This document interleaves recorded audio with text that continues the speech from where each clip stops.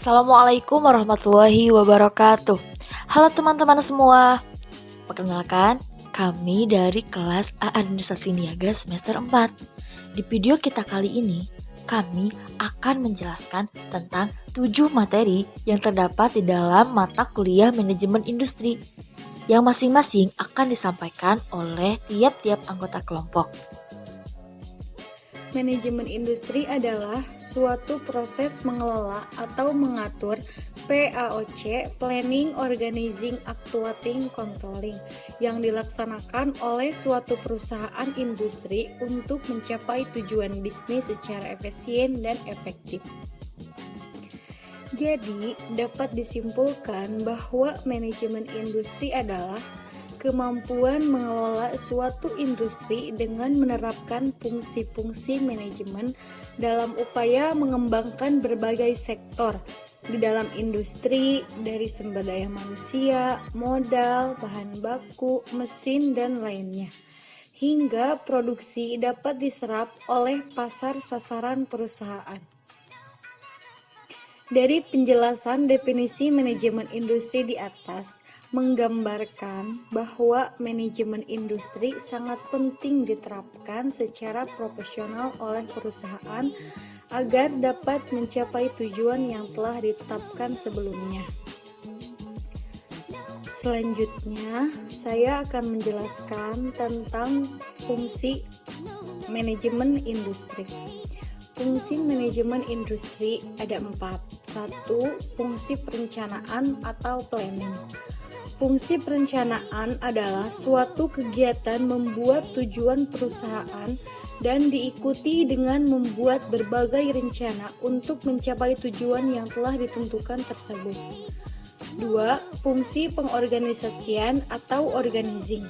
Fungsi pengorganisasian adalah suatu kegiatan pengaturan pada sumber daya manusia dan sumber daya fisik lain yang dimiliki oleh perusahaan untuk menjalankan rencana yang telah ditetapkan serta menggapai tujuan perusahaan.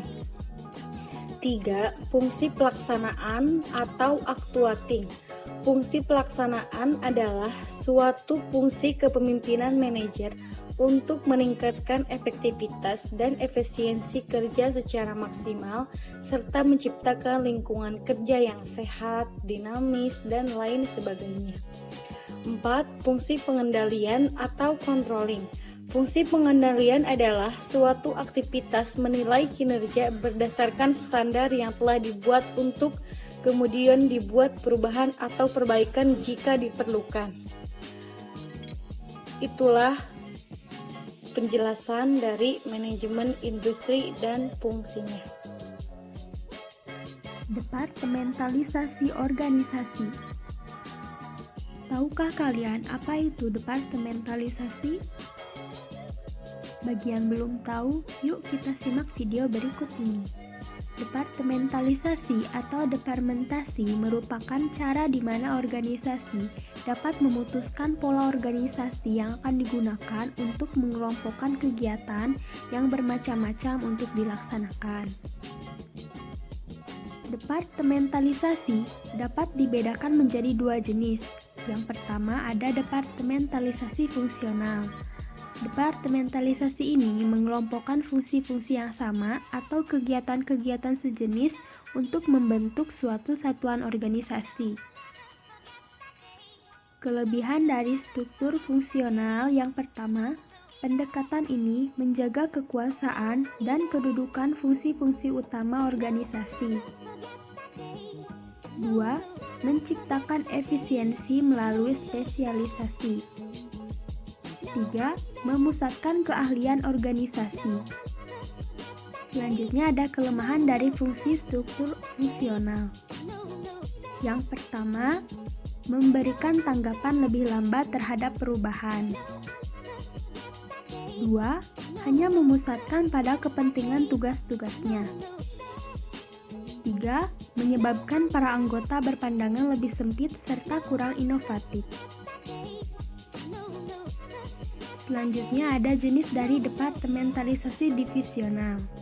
Suatu perusahaan besar dengan banyak jenis produk diorganisasikan menurut struktur organisasi divisional. Kelebihan dari struktur divisional yang pertama, meletakkan koordinasi dan wewenang yang diperlukan pada tingkat yang sesuai bagi pemberian tanggapan yang cepat. 2. Merumuskan tanggung jawab secara jelas dan memusatkan perhatian pada pertanggungjawaban atas prestasi kerja, yang biasanya diukur dengan laba atau rugi divisi. 3. Membebaskan para kepala eksekutif untuk membuat keputusan strategi lebih luas dan memungkinkan konsentrasi penuh pada tugas-tugasnya. Selanjutnya ada kelemahan dari struktur divisional. Yang pertama, menyebabkan berkembangnya persaingan disfungsional potensial antara sumber daya perusahaan dan konflik antara tugas dan prioritas. 2. Masalah kebijaksanaan dalam alokasi sumber daya dan distribusi biaya-biaya overhead perusahaan. 3. Dapat menimbulkan tidak konsistennya kebijaksanaan antara divisi.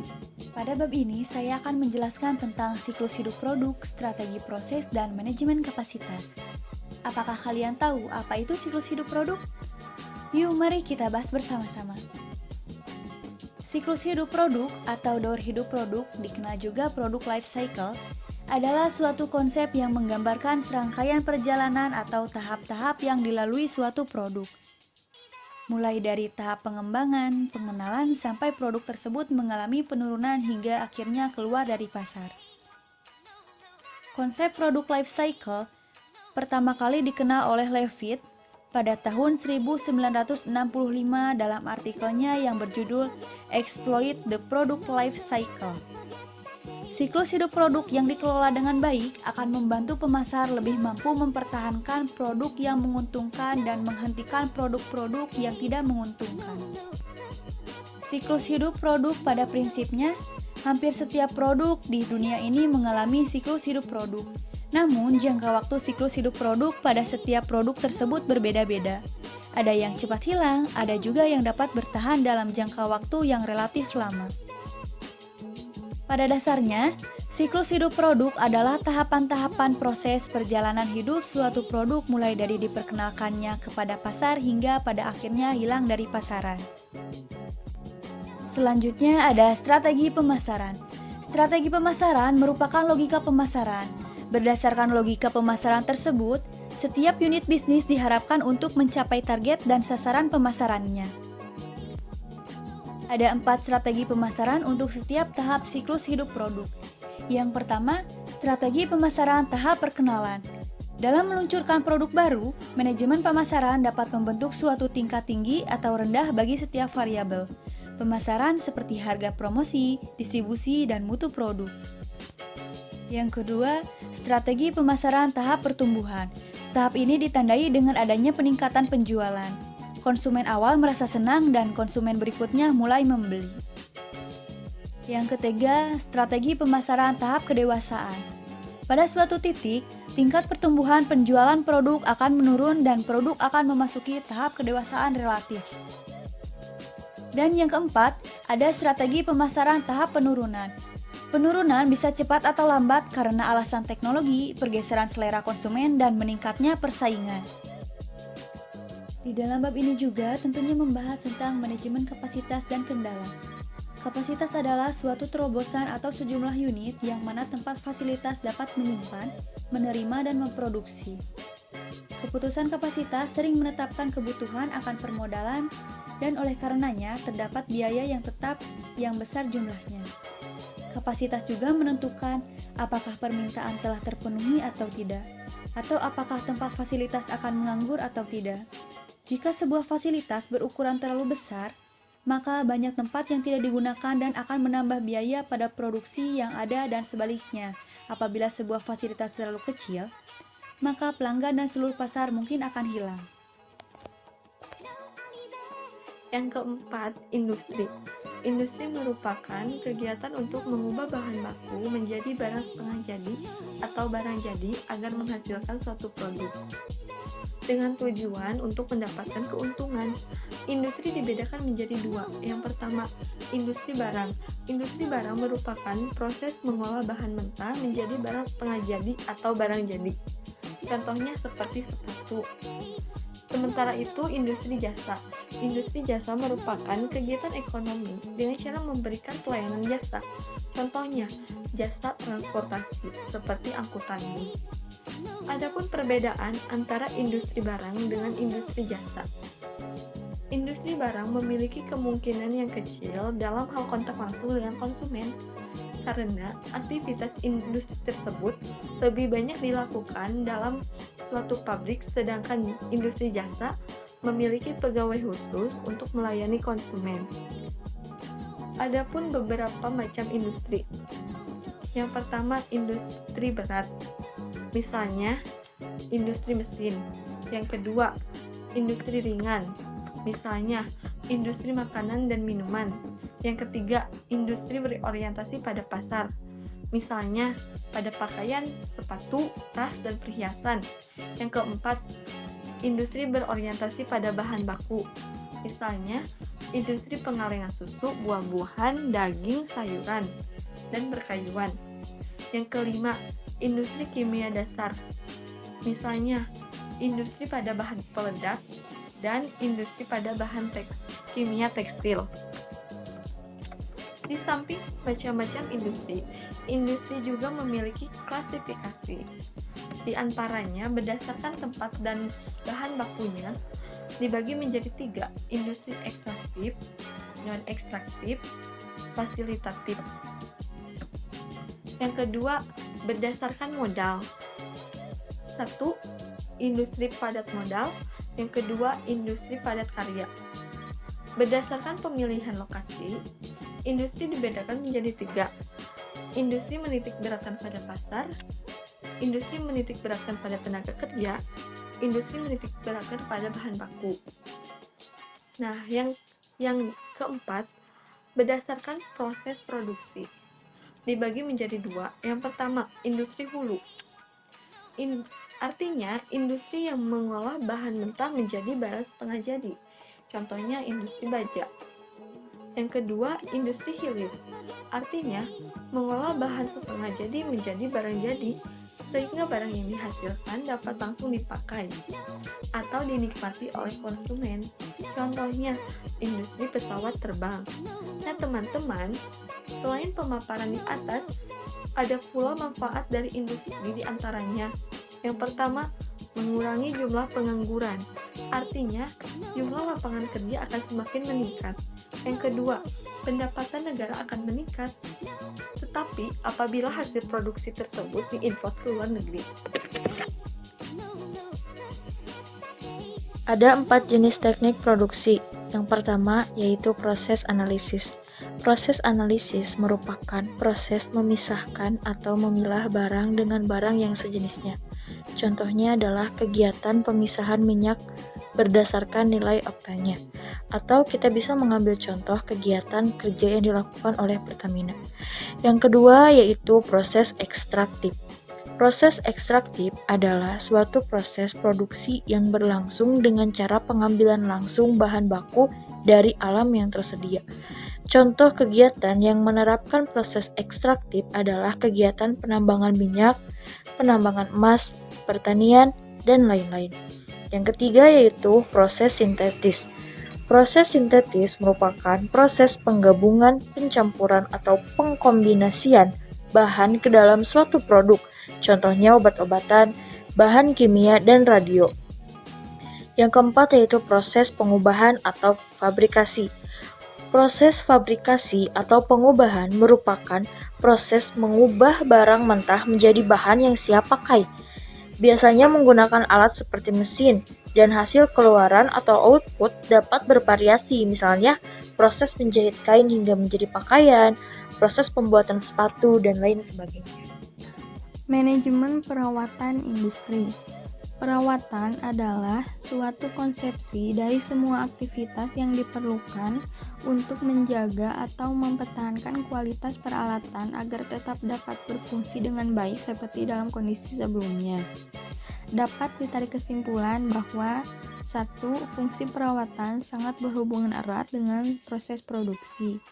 Dua, peralatan yang digunakan terus untuk dapat berproduksi adalah hasil adanya perawatan.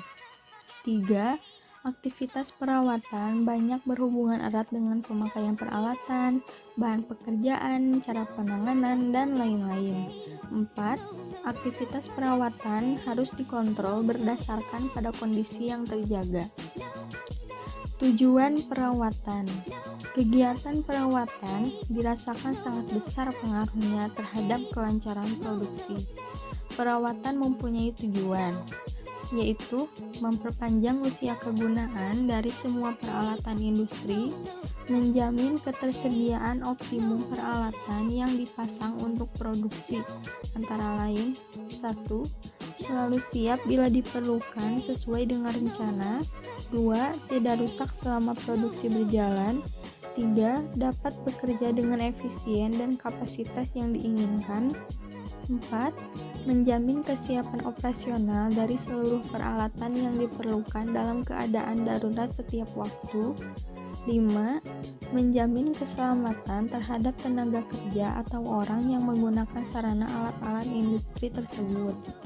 Adapun peranan perawatan, bahwa kegiatan perawatan dalam industri bukan suatu kegiatan yang hanya memboroskan dana, membuang-buang waktu saja, melainkan justru sebagai penunjang untuk menjaga kestabilan dari proses kegiatan operasional. Adapun keuntungan-keuntungan dari perawatan yang baik adalah 1. Berkurangnya kemungkinan terjadinya perbaikan darurat. 2.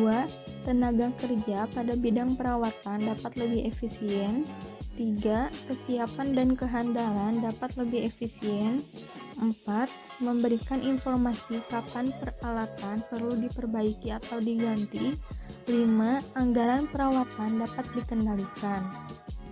Ada 2 hal penting dalam manajemen pemeliharaan, yaitu 1. Frekuensi kerusakan dan pengeluaran biaya untuk perbaikan termasuk upah. 2. Untuk meminimalkan kerusakan pada pabrik, item-item yang dipilih harus benar-benar penting dan jika salah dapat berakibat fatal. Total Productive Maintenance atau yang biasa disingkat dengan TPM adalah suatu sistem yang digunakan untuk memelihara dan meningkatkan kualitas produksi melalui perawatan perlengkapan dan peralatan kerja seperti mesin, equipment, dan alat-alat kerja. Fokus utama TPM ini adalah untuk memastikan semua perlengkapan dan peralatan produksi beroperasi dalam kondisi terbaik sehingga menghindari terjadinya kerusakan ataupun keterlambatan dalam proses produksi. TPM merupakan konsep inovatif Jepang yang berawal dari penerapan preventive maintenance pada tahun 1951. Konsep preventive maintenance ini merupakan konsep yang diadopsi dari Amerika Serikat. Nippon Denso yang merupakan pemasok Toyota adalah perusahaan pertama yang memperkenalkan konsep TPM ini pada tahun 1960 dengan slogan Productivity Maintenance with Total Employee Participation. Tujuan penerapan TPM. Tujuan daripada TPM ini adalah untuk meningkatkan produktivitas pada perlengkapan dan peralatan produksi dengan investasi perawatan yang seperlunya sehingga mencegah terjadinya 6 kerugian besar atau 6 big losses yang diantaranya 1. Breakdown, yaitu kerugian akibat rusaknya mesin. 2. Setup and adjustment, yaitu kerugian yang diakibatkan perlunya persiapan ulang peralatan dan perlengkapan kerja. Ketiga, small stops, yaitu kerugian akibat terjadinya gangguan yang menyebabkan mesin tidak dapat beroperasi secara optimal. 4. Slow running, yaitu kerugian yang terjadi karena mesin berjalan lambat tidak sesuai dengan kecepatan yang diinginkan. 5. Startup defect, yaitu kerugian yang diakibatkan terjadi cacat produk saat startup. 6. Production defect, yaitu kerugian yang terjadi karena banyaknya produk yang cacat dalam proses produksi. Selain keenam kerugian yang disebutkan tadi, keuntungan lain dalam penerapan TPM ini adalah dapat menghindari terjadinya kecelakaan kerja dan menciptakan lingkungan kerja yang aman bagi karyawannya.